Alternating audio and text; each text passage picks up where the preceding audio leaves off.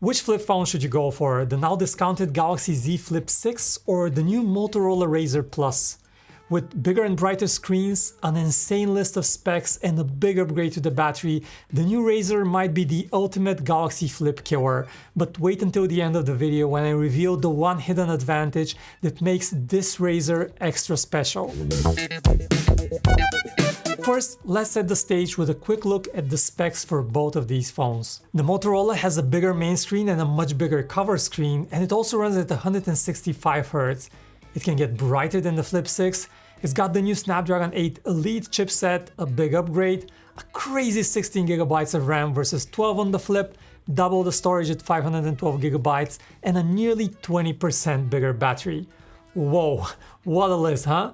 That might be an easy win for the Motorola, but let's see if that is really the case. Design-wise, the Razr is only slightly wider and taller, but not by much, and they're roughly the same thickness. The Galaxy is slightly lighter, but not by much. Both also feature IP48 rating, which means you get water protection, the 8 number, and only limited protection against larger particles, the 4 number, but not against finer dust, so be careful. The Galaxy has one advantage though, the hinge. It feels a bit sturdier and it holds those extreme angles a bit better. Now, it is not like the Razr hinge is bad though, so I would not count this as a big loss. The game-changing feature of the Motorola, however, is the cover screen. At 4 inches, it is much bigger than the 3.4-inch one on the Galaxy, and that means everything is just easier to see, whether you're using maps, browsing the web, or doom scrolling social media. The Galaxy cover screen also remains very restricted. To use apps like Instagram on the cover screen, you need to have the nerdy Good Luck app and use the special multi-star module, very complicated.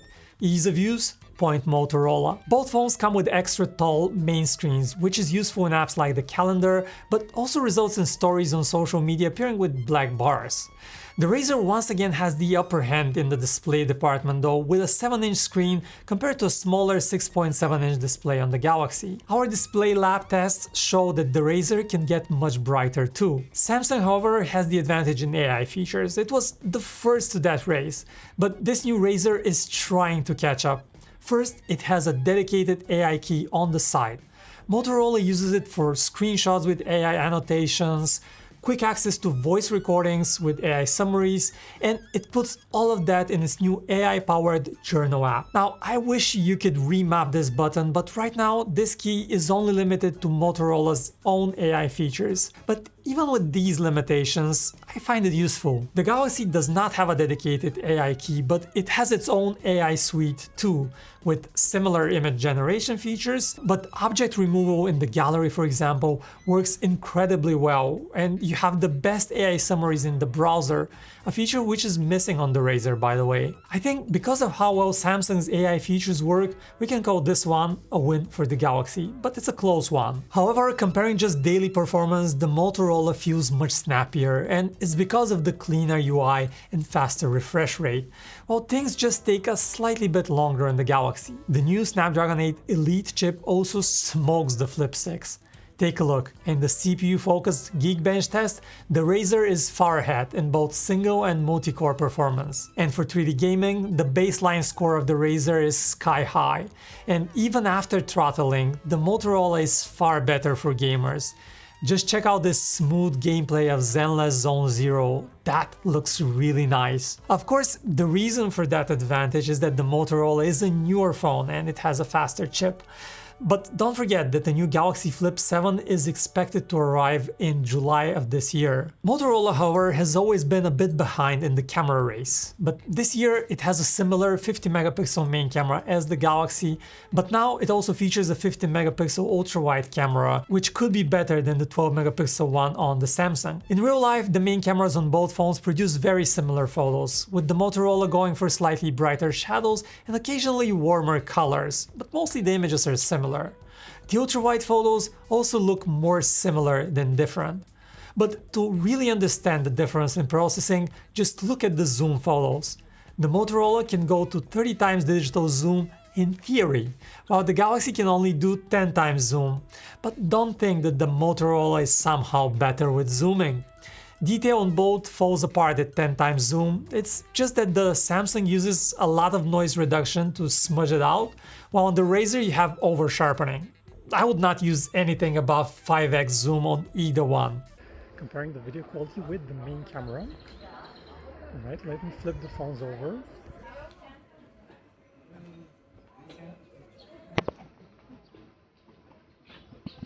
This is the main camera. You can switch to the ultra wide on both. This is what that looks like.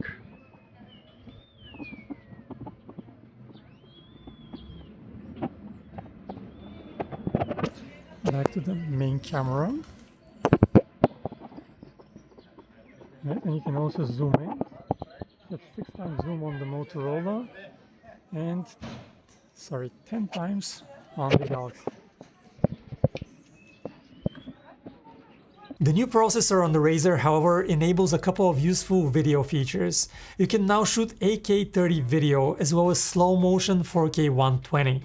These are awesome for the enthusiast videographer, but I don't think they're a game changer for just everyday shots. And then we have battery life. With a 4700 mAh battery, the Motorola is far ahead of the Galaxy. Take a look at our in-house battery tests. We estimate the following total use time for each of these phones. Charging is also no contest win for the Razr. With 68 watt speeds, it tops up fully in just 43 minutes, while the Galaxy takes an hour and a half for the same task. At 30 watts, wireless charging is again much faster on the Razr compared to the 15 watt speeds on the Galaxy. But the hidden advantage of the Motorola, the one that I warned you about that is an absolute game changer for me, is the sound quality. These speakers get loud and boomy without distorting too much, and that makes all of your music and social media sound so much better on the Razr. Take a listen to this short audio sample from the Razr and the Galaxy.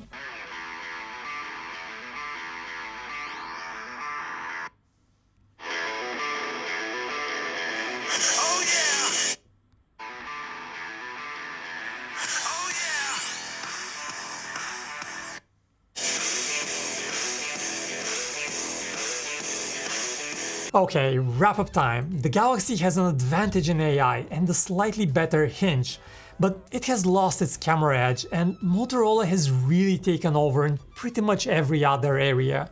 Bigger cover screen, longer battery life, faster charger, faster for daily tasks, and that impressive sound quality too. Samsung, however, has a chance to redeem itself in just a few months with the next Galaxy Flip 7, so subscribe to the channel to see how that compares to the Motorola Razr, and I will see you around.